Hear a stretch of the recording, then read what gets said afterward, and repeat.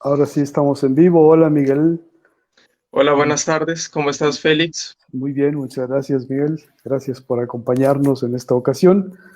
Queridos amigos y amigas, estamos haciendo una transmisión más del Centro de Formación Humana Interdisciplinar y en esta ocasión, aprovechando los conocimientos y la erudición de Miguel Ángel Corral, vamos a hablar ni más ni menos que de la lengua madre.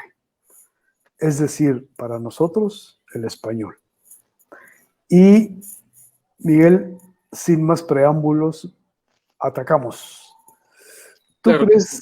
¿Tú crees que hay un momento histórico, un año, un tiempo en que se puede decir que nació el español?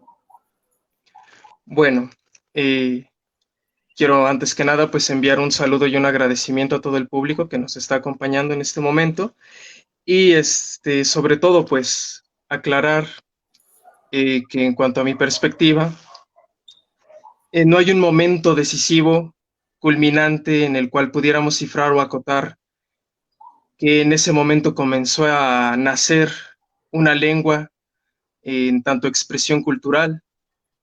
Pues es ahora sí que este proceso de acumulación cultural y de formación, de configuración simbólica, gramática de toda una lengua, pues es un proceso muy complejo, muy paulatino, muy diverso, que pues ahora sí que se va gestando en diversas esferas. Lo que sí podría acotar en cuanto a esta pregunta, Félix, pues que podría ser que el siglo XII es el periodo en el que aparece la primera obra literaria de importancia de nuestro idioma, del castellano originalmente, o español como quieran llamarlo, que pues es el Cantar del Mío Cid. Ajá. Esta obra, pues sí, es el primer granito cultural de nuestro idioma.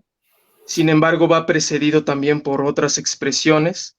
Recordemos que pues en el año 711 hubo un general árabe que cruzó el estrecho de Gibraltar y en el territorio español que practicaba ya el cristianismo después de la decadencia del Imperio Romano, pues estaba este rey que se llamaba Rodrigo, que cuenta una leyenda muy, muy interesante que pues él entró a una cueva, o si no que entró al aposento de un castillo, y que ahí vio una serie de imágenes de murales, pero la prohibición consistía en que si él entraba a este lugar, él iba a desencadenar la ruina de España. Uh-huh. Es como el símbolo de una profecía. Y precisamente él, al entrar aquí, a este aposento, que también se simboliza con una mujer que se llamaba la Cava Florinda, se alude ahí también a un abuso por parte de este rey que era lascivo y que pues se daba todas las fiestas, Ajá. y que esto desencadenó tanto la ruptura de ese simbolismo de haber entrado a este lugar prohibido o de haber abusado de esta mujer, la Cava Florinda, y eso desencadenó que los musulmanes entraran liderados por Tariq ibn Ziyad en el año 711 y que él, en menos de un siglo él logró dominar toda la península ibérica. A partir de aquí, casi toda la Edad Media los árabes permanecieron en territorio español. Estamos hablando pues desde este siglo VIII pues hasta el siglo XV, Sí, ahora sí que con la consolidación de los reyes católicos y con la reconquista de la península. sí, la expulsión de los árabes. Así es. Sí. Entonces, pues podríamos decir que el gran hito de este idioma, el primero significativo es, como mencioné, el Cantar del Mío Cid, pero anteriormente hay otras obras de gran importancia para nuestra expresión que son las jarchas mozárabes, Uh-huh. porque en las jarchas mozárabes es la literatura en la cual se empieza a prefigurar nuestro idioma español. Sin embargo, estas jarchas mozárabes, mozárabe pues era una población que hablaba el latín vulgar, que tras este romanceamiento de la lengua se fue arabizando. Sí, Entonces, se podría decir que esta lengua mozárabe es el origen de nuestro idioma castellano-español, y la literatura de gran importancia que hubo en este periodo de los califatos en España son las jarchas que estaban escritas en hebreo y en árabe, era la lengua culta, y al final tenían un par de versos o un solo verso, que es a lo que se le llama la jarcha.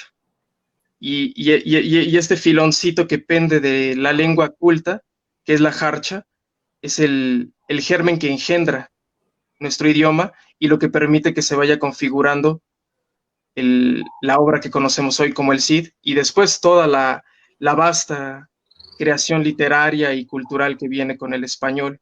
claro. Pero entonces, Miguel, podríamos decir que el proceso de nacimiento de nuestra lengua es un proceso extendido en el tiempo por siglos enteros, ¿no? Claro.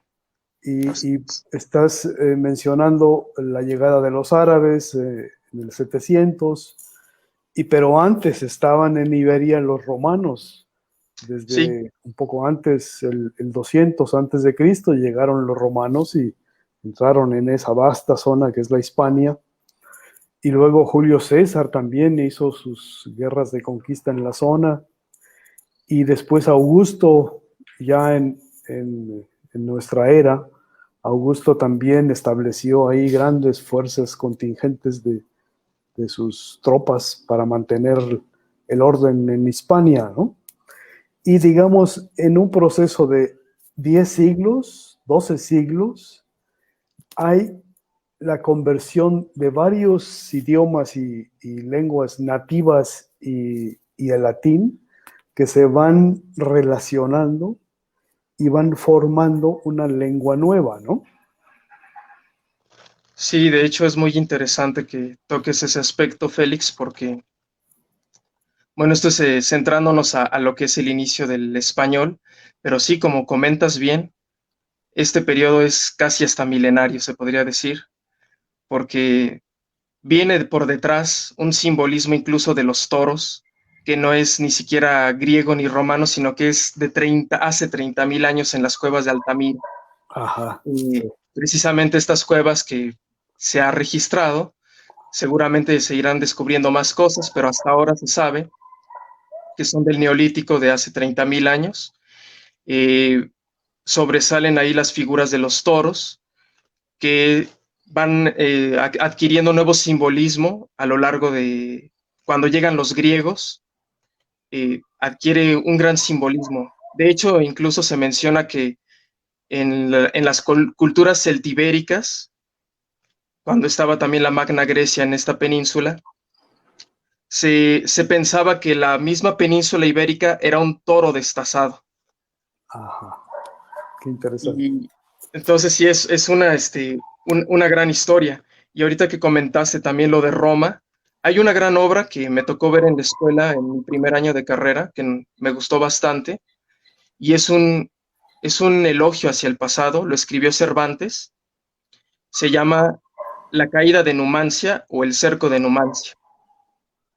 Este episodio precisamente ya es posterior al Paleolítico, al Neolítico, a la Edad de Bronce, a la Edad de Hierro, al apogeo de la Magna Grecia, a la llegada de los fenicios a la península ibérica, eh, cuando llegan los romanos a esta península que empieza a suscitarse la famosa Guerra Púnica, que pues fueron dos guerras, si no mal recuerdo, dos grandes guerras. La primera pues cuando estuvo Aníbal el cartaginés, Sí, y la segunda cuando estuvo Escipión el africano, que pues ya al convertirse en cónsul, terminan derrotando a Cartago, y pues se adjudica ahora a Roma el dominio del mar Mediterráneo, y por eso es que le llamaban el Mare Nostrum, ¿no? Ahora es nuestro mar, sí, todo lo que hay en él es nuestro mar.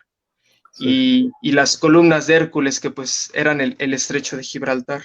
sí. Y pues sí, retomando este episodio de la Numancia, precisamente habla de los últimos remanentes de los celtibéricos que no querían someterse al dominio de Roma, y aguantaron 15 meses de asedio. 15 meses de asedio bajo las legiones romanas, y cometieron suicidio colectivo. Ajá. Y quedó ahora sí que como un hito que Cervantes retomó en la literatura, y pues también es una forma de configurar la futura cultura española a través de este episodio. Claro. Sí, entonces estás, digamos, haciendo una especie de tejido lingüístico, pero también cultural en muchos sentidos, desde los asuntos heroicos hasta seguramente la numismática, la comida, el tipo de bosques, ¿no?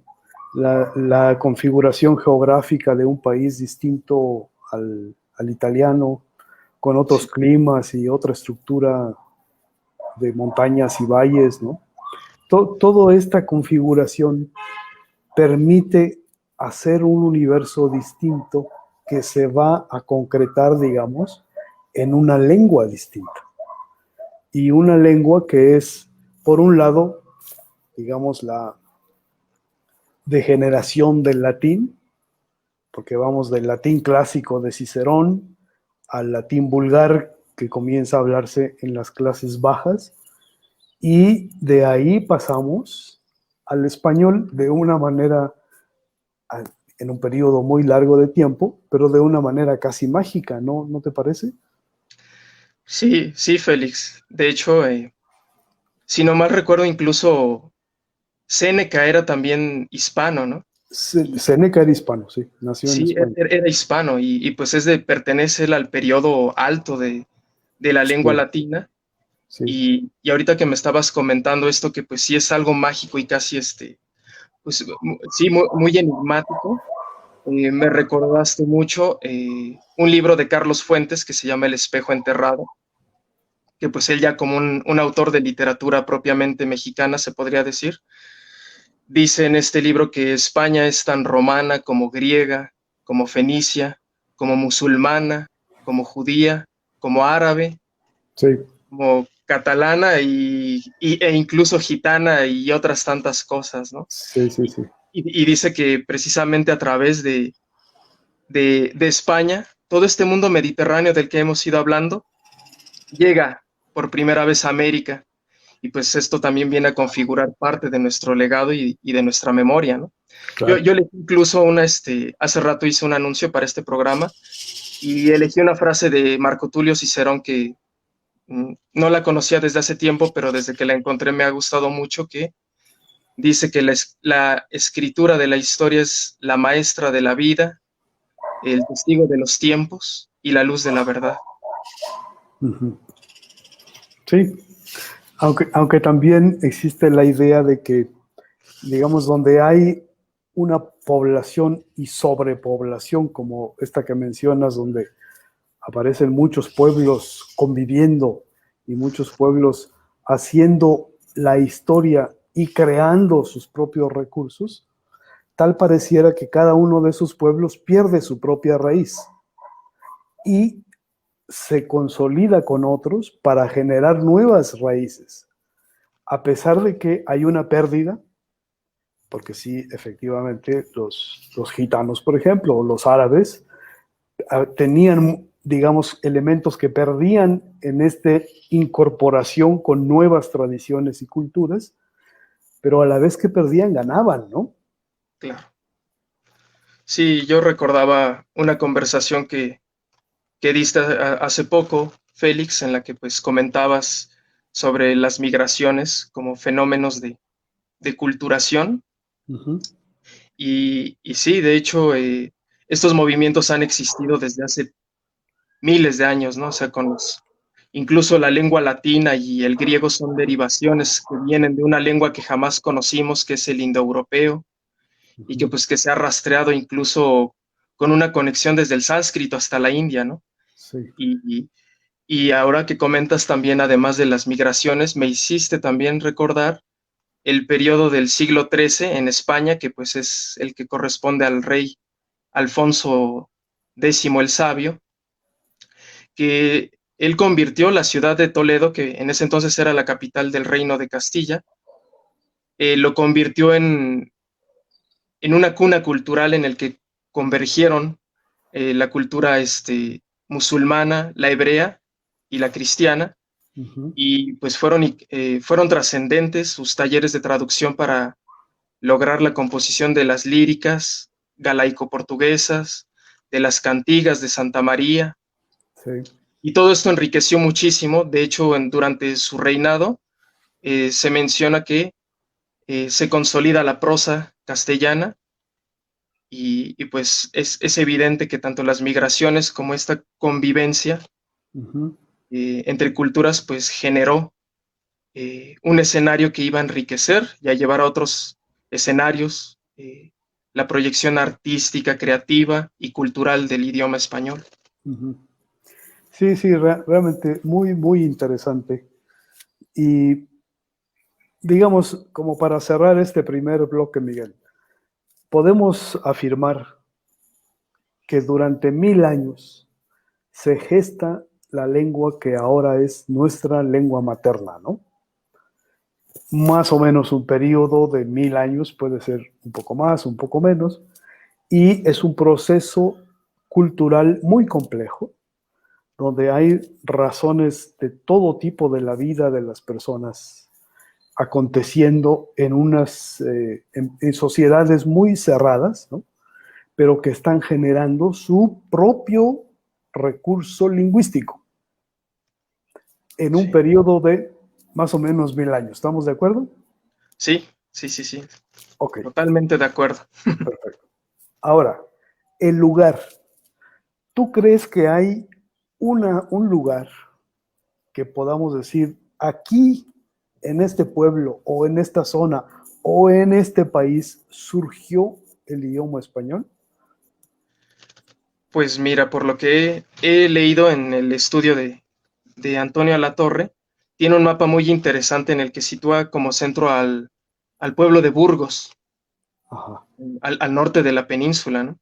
ajá, Y marca como en esta zona de Burgos, que es también de donde era el Cid Campeador, ajá. empieza a expandirse el idioma español, pero comenta también él que no fue propiamente una pretensión que ellos tuvieran de imponer su lengua o de dominar a sus vecinos, Ujú. sino que pues por azares de que estaban ahí también en pelea contra los musulmanes y que pues tenían a otros paisanos también en pugna contra ellos, Sí. pues eso contribuyó para que de alguna manera ellos fueran liderando la reconquista del territorio Ujú, y posteriormente hubo Aragón, que pues también era un lugar con gran fuerza, y el Reino de León, pues ujú. fueron los que se unieron en esta reconquista, y sin embargo, pues al final los que pues adjudicaron toda esta influencia, pues fueron los castellanos. Entonces se podría decir que pues este foco proviene de Burgos, y pues Ajá, ya se consolida, como comentabas bien hace rato, con los reyes católicos. sí. Pero entonces, Miguel, digamos, pensemos en la península española, ¿no? Pensemos en España, en Iberia. Y eso era para el Imperio Romano, eso era el Finisterre, ¿no? Era, Ujú. después de eso estaba el Atlántico, el mar misterioso e incomprensible, ¿no? Non plus ultra, ¿verdad? El non plus ultra, exacto. Y entonces, España estaba habitada por distintos grupos, no era un solo pueblo, ¿no? Eran distintos pueblos con lenguas distintas. Sí, Y poco a poco fueron unificándose y generando una lengua propia común, ¿no? Que tenía elementos de todos. sí, Y eso es lo que tú dices que Burgos está liderando. así Pero es. la participación es de bastantes más pueblos que viven en la zona, ¿no? ¿Y tú crees que si no hubiera existido como base común el latín, porque el latín, digamos, es la lengua del imperio, cuando llegan y conquistan la península, entonces imponen la lengua, ¿no? Sí. Pero, ¿tú crees que si no hubiera existido esa base compartida, no se hubiera generado el español?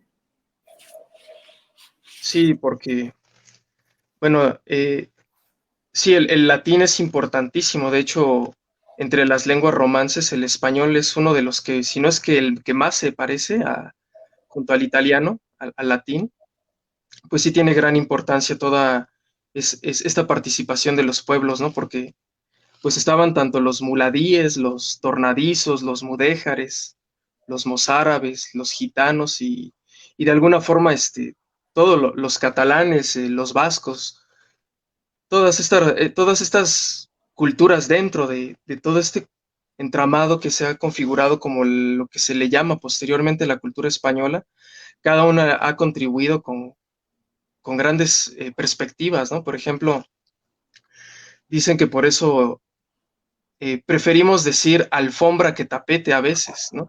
Ajá, Muchas palabras en nuestro idioma, afeitar, alférez, alfil, sí, provienen de estos arabismos. Hay también otros vocablos que son góticos, ajá, eh, otros que todavía vienen de esos gérmenes griegos que resistieron el embate de Roma. ajá. Entonces, de alguna forma cada uno ha contribuido, ¿no? Incluso voy a hacer un salto tal vez que no debiera. Ujú, Por ejemplo, ya brincándonos un poco al periodo del siglo de oro español, hay un autor que nació aquí en México, en Tasco, en Guerrero propiamente, ujú, Juan Ruiz de Alarcón, que ujú. pues es un gran insigne también del teatro español en este gran periodo y pues enriquece también el idioma a través de su expresión. También pues Juana Inés de Asbaje y Ramírez de Santillana, Sor Juana, pues también incluyó vocablos del náhuatl Claro. y otros casos pues más distantes como Miguel de Unamuno, Federico García Lorca, Rubén Darío, todos Ujú. a lo largo de la existencia de estos 1000 años que tiene el idioma de pensarse como lengua, de tener conciencia de sí, eh, lo han nutrido, lo han enriquecido y le han dado nuevas perspectivas y horizontes. Sí, sí, sí. Sí, eso es muy, muy interesante y eso habla de un ente vivo, ¿no? Es algo que está fluyendo continuamente y tomando elementos de aquí y de allá sin que sea realmente una pérdida de pureza, sino más bien una ampliación de sus horizontes, ¿no? Pe- Pero volvamos, Miguel, a 1000 años antes, y situémonos otra vez en esta Hispania del año 1000, más o menos.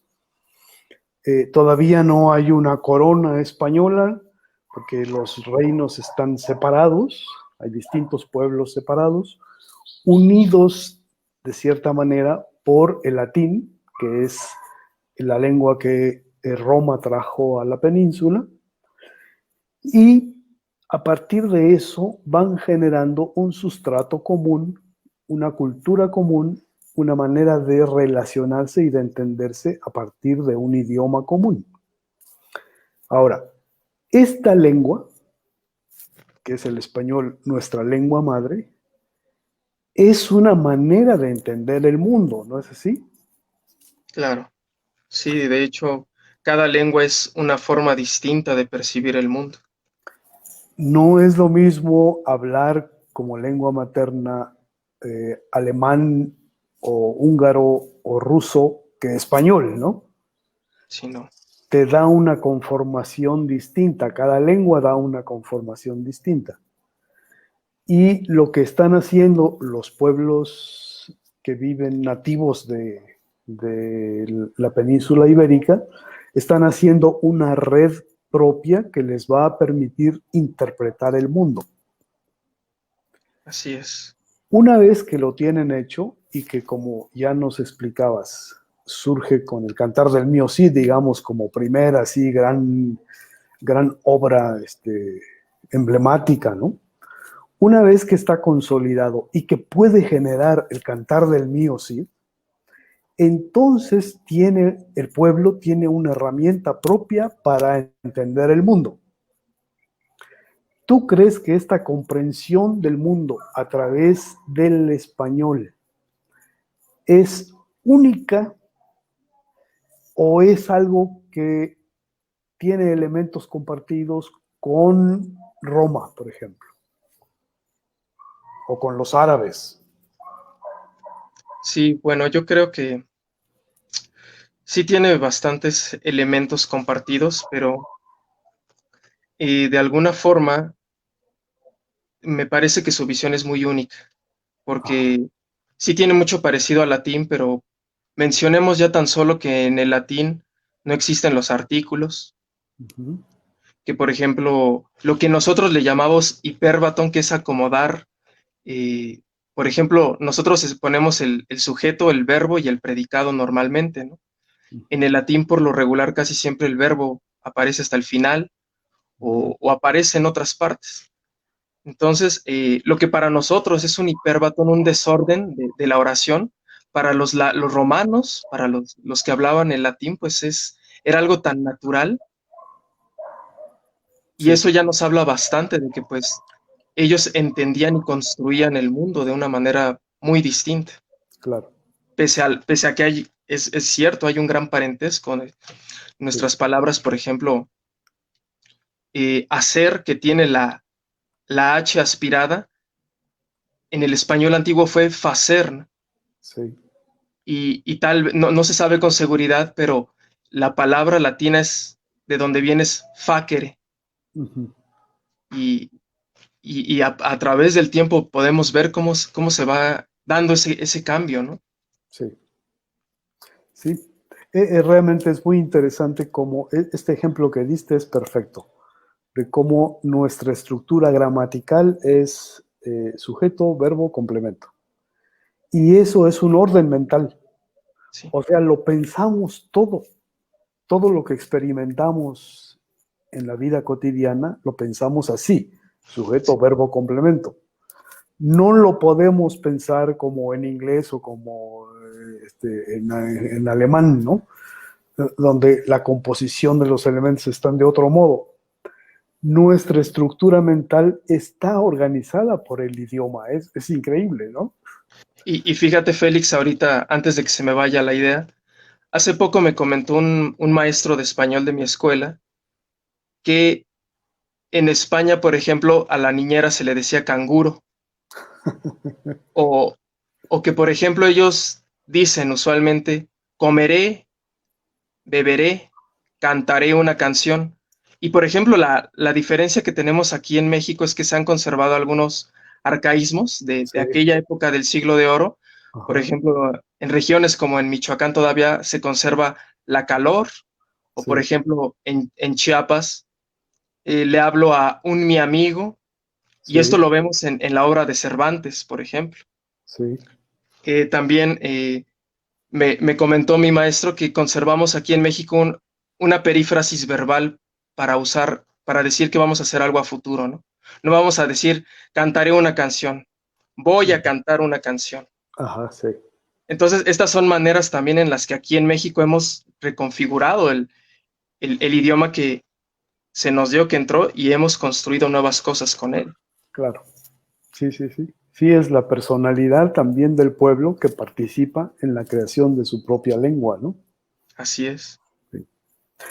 Pues Miguel, qué maravilla. Este tema va a continuar porque apenas estamos comenzando con el surgimiento de la lengua madre y te propongo que pues el próximo miércoles sigamos con la historia de la lengua madre. ¿Qué te parece? Sí, con todo gusto, Félix. Muchas gracias. Al contrario, Miguel, muchas gracias a ti.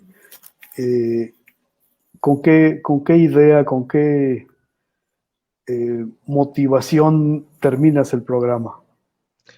Pues yo quería concluir con precisamente quiero retomar la frase que compartí de Marco Tulio Cicerón, que la escritura de la historia es maestra de la vida, testigo de los tiempos y luz de la verdad. Y también, eh, a través de este diálogo que hemos tenido y compartido, recordar todo el pasado, la carga histórica, el encuentro y el desencuentro cultural, la proyección y construcción que nos puede dar la lengua madre o cualquier otra lengua. Con eso cerraría, Félix. Miguel, muchísimas gracias. El Centro de Formación Humana Interdisciplinar ha hecho una transmisión más aprovechando de tu saber y erudición. Muchas gracias, Miguel. Gracias. Y queremos solamente pues, despedirnos, agradecer su participación a nuestros amigos y amigas. Mañana vamos a tener una conferencia sobre Platón y Aristóteles a las 4:30 de la tarde.